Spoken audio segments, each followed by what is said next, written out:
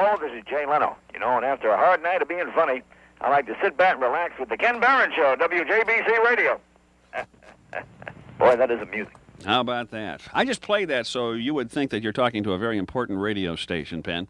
Now, who is Jay Leno again? Is he the one that took over briefly for Johnny Carson?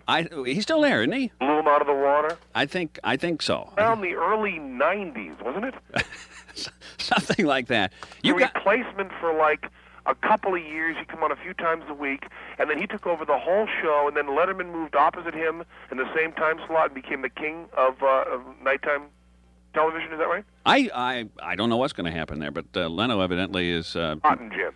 Is he good friends with Letterman, I wonder? Well, you know, they were fairly good friends until the whole fiasco of the NBC deciding that they would not do what they promised to Dave, and at the same time not tell him.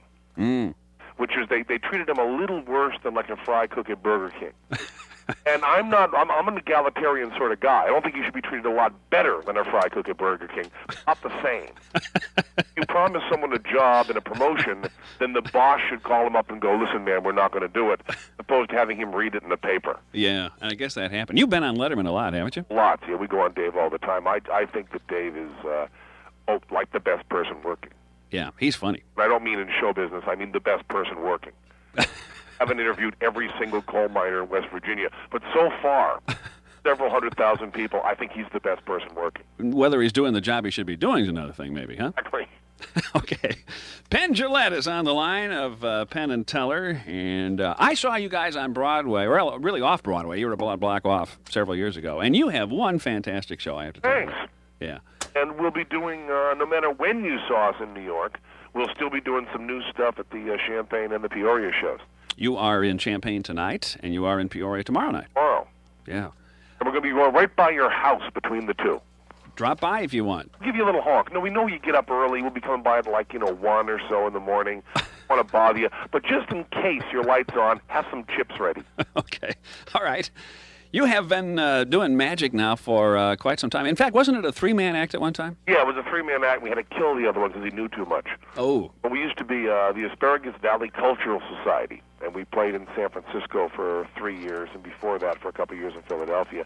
And then the third member of the group just kind of didn't want to be in show business and went into computers. And Teller and I went on to be Penn and Teller. He was kind of the Gummo Marx.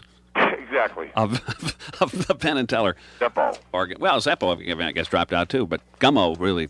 Gummo didn't... he knew when to get out. He was Gummo, the accountant, Mark's brother. I think that's right.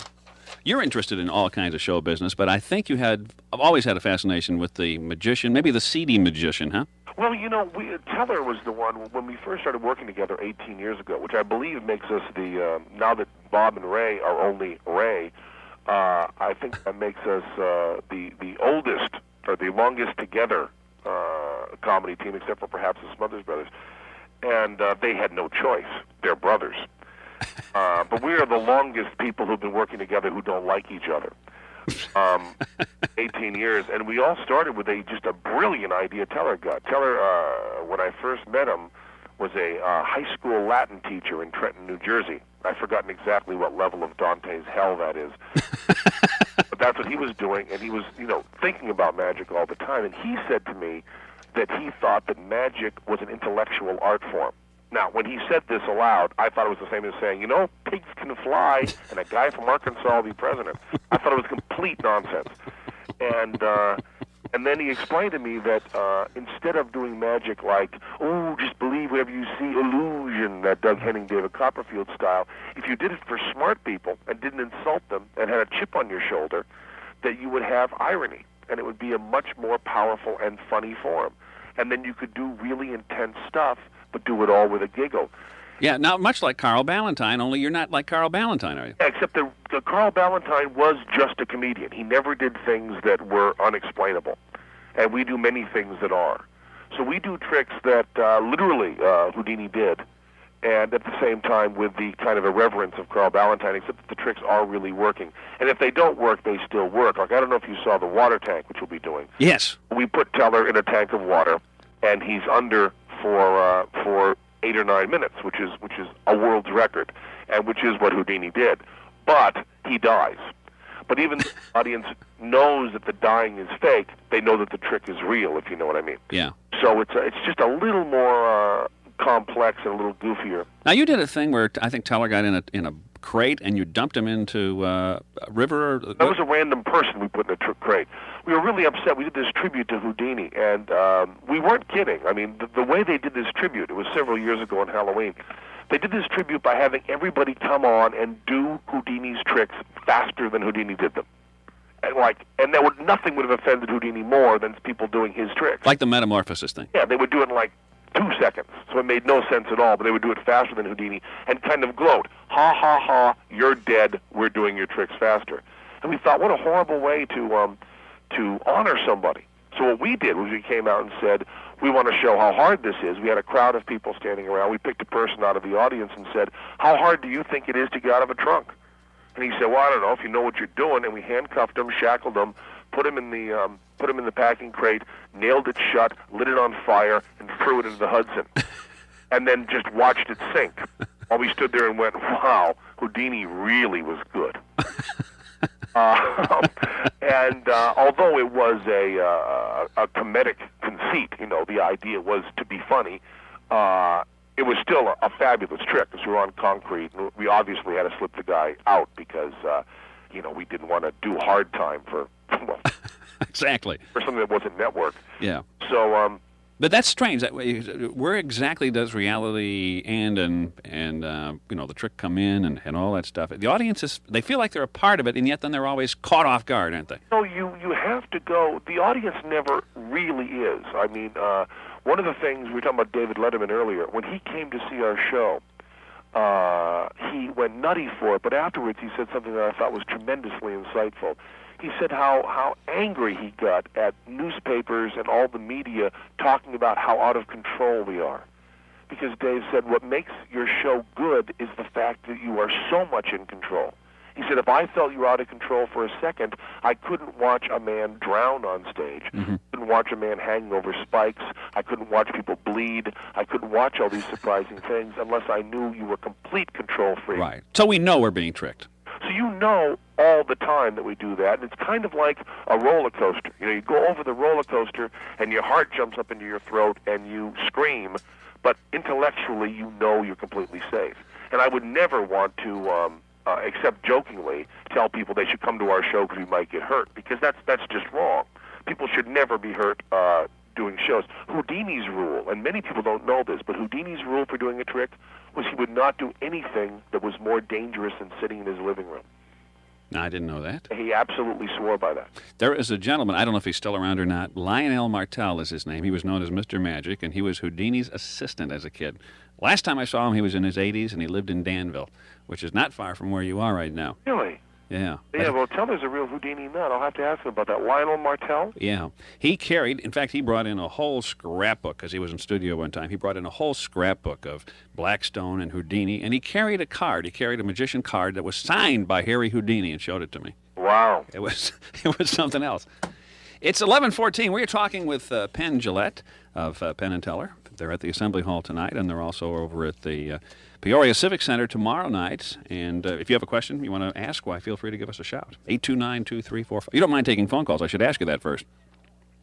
Do you? No, not at all. I don't mind taking them at all. Do you want me to go out to the reception desk? No, you can stay. You just wanted me to, pick up the calls and maybe sign for the FedEx packages and stuff. Whatever it takes where we don't have to pay you. Okay? Fine. If you were a secretary, we'd have to pay you. Well, hey. Yeah, okay. This I'll do for free. Okay. Val is missing. How far will Gary go to find her? Something has happened to my wife. Sumner wants out. How far will Ann go to hold him? Have I made a total fool of myself? Karen's daughter is in danger. How far will she go to keep her? Don't presume you're my friend. And don't you presume that you have a right to my child. It's only as far as Knots Landing. The woman's a convicted felon. How far will they go this time? What do you say, Mayor? I think we have to talk. Tonight on WMBD TV 31. Steve Wilson is the kind of investigative reporter you count on. He's not afraid of big shots, and he fights for what's right. When he heard some cops were risking innocent lives in unnecessary high-speed chases, he got mad, and he got going. Next on Inside Edition, Steve Wilson exposes the needless tragedies caused by hot pursuit. tonight at 11 on WMBD TV 31. Steve Wilson is just one reason to watch Inside Edition every day. Do you have questions about life at a retirement community? I'm Jean Daly, Director of Marketing at Westminster Village, and we have just recently completed our new brochure containing a question and answer book that answers questions like, what are the costs and requirements to move to a retirement community? Why do people live longer in a retirement community? Is my apartment furnished? What is life occupancy? May I come and go as I please? When is it time to move to a retirement community? Can I rent? How long is the lease? What is a continuing care retirement community? May I hang pictures in my apartment? Do I have choices at meals?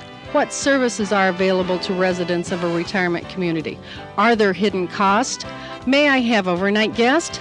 You will find answers to these and other questions in the new question and answer book. To get a copy, call 663-6474 and ask for our new brochure. Westminster Village, a continuing care retirement community. All right, it's 11:17 in the morning, and you had a question. Go ahead. Yeah, I said after listening to that lady this morning, I was wondering, did this man learn magic to keep from being beaten up by bullies? Ooh, okay. I made the comment if you were trying to keep your kid from being beaten up, you might try to become a comedian or find some other way. Well, I'm 6'6" and 250 pounds. Oh no! So that was a big help. But Teller is much smaller, and Teller, in a sort of weird sort of way, I think that anybody that gets into, especially magic, if not to really protect yourself from bullies, then it's a little more to be able to feel special. It's a real nerd hobby and a real nerd profession. And the one thing is you get to deal with secrets, so that no matter how outcast you feel, you really do feel like you know things other people don't know, and you do. And it's one of the things we had to fight against when we were first doing our show, was many magicians grow up and continue to have that unpleasant attitude, ha, ha, ha, I know something you don't. Jerry Seinfeld has a great joke where he says all magic acts are, here's a quarter, now it's gone, you're a jerk, now it's back, you're an idiot, show's over. And you have to kind of get rid of that self-defense that forced you to learn it in the first place, and remember that once you're an adult, the audience is back on your side. Okay. Yeah. Makes sense to me. Mm-hmm. Thank you. You're welcome. Bill King was the guy's name I was trying to think of, who was the juggler with the old Spike Jones band. I happened to see him when he was in town at the McLean County Fair years ago, and he showed me. He went to the back of his truck after the show was over, and he showed me how he ate fire, because I was really kind of interested in that. And you do that. You actually talk about fire eating during your show, don't you? I won't be doing it this show because we've got a new thing we're doing to end. But I've always been fascinated by fire eating. When I grew up, I'm from a small town. Where did you grow up? Greenfield, Massachusetts, which is on the border of Vermont. Okay. And it's very rural, so there was no theater or anything that came through. But you did have a gas station, so you could get gasoline, right? Absolutely. And there was a fair that came through. And I was really loved the freak show. Just the idea of people standing up on stage just showing themselves off is different. And I wanted to learn fire eating. And I learned an awful lot about it because, like all of these things, if you take this kind of mind over matter, new age point of view, there's nothing interesting at all. But if you look at the physics, it's really fascinating, you know, where the heat of the flame is, and how long it takes the mucous membranes in your mouth to burn, and so on. It's pretty fascinating. But what I found most interesting when I looked into it is that people are always afraid that the person eating fire is being burned, and in reality, burns are the smallest part of your problem. It's poisoning you worry about. And I try to point out to people, like we usually do, to look for the real excitement. They shouldn't think about the chance of me being burned, but think rather about the wonder of someone willing to poison themselves to death slowly on stage. Are you serious about that? Oh, yeah. Well, see, I've never had a drink of alcohol in my life. I'm a complete non-drinker and non-drug person. So the amount that I would take ingest is like a teaspoon a show. When I do like 8 shows a week, even on a heavy Broadway schedule, that's a very small amount. It's less than a light drinker on the liver. But the guys that really do fire eating do like they could do up to 50 shows a day, and after 2 years, they will actually get sick enough that that's why you have sword swallowing. Is that what? It's not gasoline you use then, is it? It's usually white gas. You want to go with unleaded. Yes, definitely, huh? Used to go with leaded gas, and fire eaters used to drop like flies. You're joking now, aren't you? No. Wow. Same thing they used to use in the clown makeup. They used to also use a lead-based paint, which used to have clowns have tremendous problems with lead poisoning. And flea circus owners actually used to have fleas on their body, didn't they? Yeah, they really did that. Of course, most people in show business still do. I don't know if you've seen Robin Williams' chest and back. Just loaded with them, right? Place for people, good place for little fleas to live. You did a movie, but it looks like it may be the last one you'll ever do because you got killed in it, right? In that particular reality, Penn and Teller are dead. Yeah, but we are working on a TV series that may be on next year for ABC, where we kind of play detectives. And we have a book that's I guess it just shipped today. I guess it'll be, I don't know. They ship from the east, so it has to move west. So I don't know when you'll get it. Probably 1995. Horace Greeley will bring it out to us. Exactly. But it's called Penn and Teller's How to Play with Your Food. That'll be it's a little. We need lessons in this. Oh yes. Well, see, when your mom said to you not to play with your food, she meant don't play with your food unless you can do it well. And you will be the best at playing with your food after this book, and one of the best at making your friends pay, and you'll never pick up a check again. Okay. One of the things you guys do, or maybe did in your act, I don't want to give the whole act away here, because I'm sure it changes anyway. Yeah, we got a few new things. One of the things I was amazed, you do the old ball under the cup thing, using clear cups. Oh well, yes, we've moved forward on that. We did the cups and balls, which is literally the oldest trick in magic. We did it with clear plastic cups. And the reason we did that, giving it away, was that so many magicians had been, as I said earlier, coming out in front of audiences that can, fix Porsches, program machine code, perform surgery, and act like that audience were idiots because they couldn't do the hippity hop rabbits or some stupid trick. There's this battle line drawn between the stage and the audience that we hated. So we thought, what better way to let people know that we're on their side and not on the magician's side than to give away a trick? So we did the cups and balls with clear plastic cups, and magicians went nutty. Amateur magicians, professionals, of course, got it. But amateur magicians went crazy and hated us.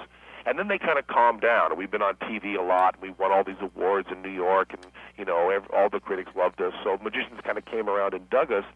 And so the cups and balls had no impact anymore. So now we've taken the trick that you've seen where they put a woman in a box and take her head off and her middle off and flip it all around. It's kind of a variation on sawing a woman in half. Of course, we can't afford a woman, so we use Teller. And we put him in a box. And we do it just the way magicians would love to see it, with Mylar curtains and color lights and bad white boy Motown music behind it. Just when magicians are feeling really good about it, we do it again with clear plexiglass boxes and the stage clear and all the trapdoors visible. So the cups and balls that you saw was just the start of us moving on into the big illusions that make people nutty when we do this with clear plastic. Okay, and yet there's always an unusual twist to this, so I don't know. Well, I won't surprise you there. I will surprise you there. I won't give it away now. The idea is, though, some magicians were upset because you were giving these things away, right? Amateurs. Anybody that you can name, Copperfield, Henning, Siegfried and Roy, Harry Blackstone, were all really cool because they understood that the tricks that we're giving away are our own methods, one. And two, mostly it just says to people that magic is really interesting in how it's done and doesn't really give away any secrets because there aren't any secrets. It's kind of like saying that if you know the chords to the new U2 single, that you have the secret of that song. Well, you clearly don't. It's all in the performance. Now you say method. That's interesting. Maybe different magicians would do the same trick but do it different ways. Absolutely. Okay, that's interesting. As a matter of fact, some of the methods that Houdini used, like Houdini closed his show with a thing called the needles, where he swallowed 100 needles, 6 feet of thread, and brought the needles up threaded. And Teller wanted to do that and does the definitive version.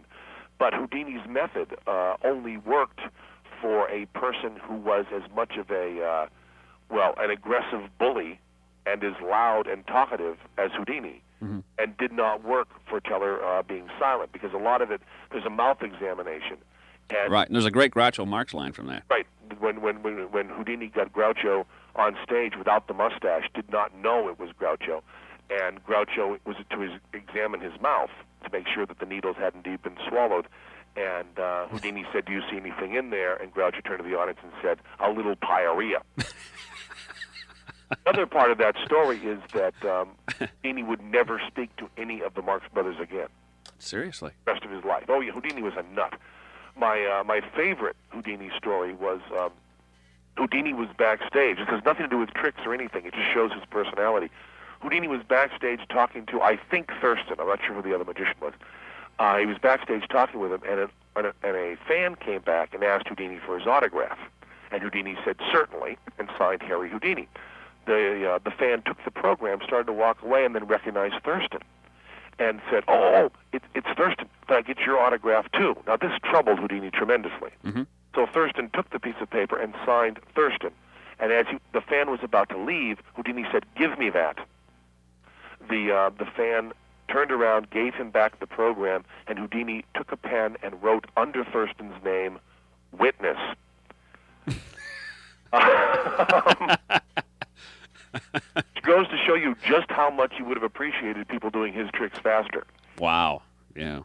People don't want to be topped, and I guess maybe W.C. Fields was the same way. Oh, yeah, sure. Just hated anybody else would get laughs, like Chaplin. Oh, yeah. Yeah.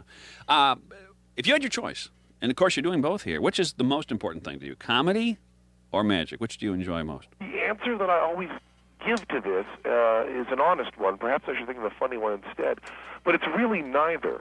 When Teller and I got together, many, many people in show business will say, I always wanted to be on Broadway. I always wanted to be doing a TV show. I always wanted to be, performing. Neither Teller nor I had that feeling. It was when Teller and I met, we had ideas we really wanted to express, and neither of us ever really wanted to be in comedy or really wanted to be in magic. But the ideas we had were so all-consuming to us that we went into that, and that was the way to do it. And now I love doing the show, but it's like if I wasn't doing Penn and Teller, I wouldn't just join a comedy troupe or put together another magic show. So it's sort of like a magical thing that happened when you met, really. It's kind of like we're really interested in the writing and the ideas that come about in the show. And, it ends up being funny and it ends up being amazing, but surprisingly enough, that's secondary to us. Back to this comment that you made about Letterman complaining about people who said you're wild on stage and you're not in control. Certainly you're in control because you could get hurt doing some of this stuff, couldn't you? One of the things I'm most proud of, and you'll always get these interviewers will always try to say, well, tell us when you've been hurt. And I always want to brag that not only have neither Teller nor I ever been injured in any way, but also none of our crew or anyone working with us has ever been injured. And that's 18 years. And during that time, we've driven a truck over Teller's chest. Mm-hmm. We've hung from all sorts of structures. We've been in sawed my arm off. We've been nailed in crates. Just about everything you can do. We've been put in cages with bees. We'll do most anything. But it's that safety that makes it really fun. It's that safety that makes it the challenge. To do the stuff that we do so it's safe 90% of the time would be really easy. To do it so it's safe, 99 and then off into fractions percent of the time is the really hard part and the real challenge, and also what makes the stuff really, really funny. If you were sitting in the audience and thought for a second that there was a chance when Teller was drowning in that tank that he was actually experiencing discomfort or could actually be injured, all of a sudden all those laughs would go away. Yeah. They would just stop. And if they didn't, I don't want you in my audience. Exactly. That would not be a healthy crowd to be around. And I should also just add that by injured, I mean something real, something that's like, for 2 weeks later you can still feel it or you go into the hospital. I certainly don't mean cut fingers. I just don't want to make a claim that I couldn't say. We've certainly sprained our ankle doing this stuff, but just not really injured.